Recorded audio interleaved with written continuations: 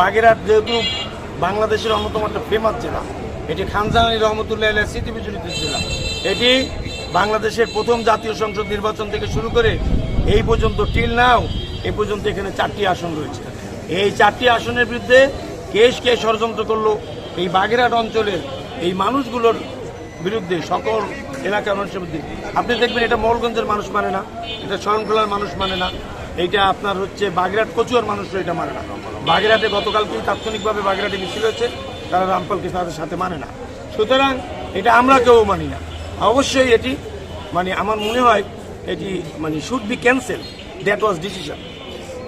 এটি অবশ্যই নবনির্বাচিত নেতৃবৃন্দর মাধ্যমে আপনাদের সামনে আমরা আবারও তুলে ধরতে চাই, অবিলম্বে 10 তারিখে যে আপিল করার আজ সময় আছে, সেই আপিলের মাধ্যমে রামপাল মোংলা বাগেরহাট 3 নির্বাচনী আসন পুনরায় বহাল রাখতে হবে।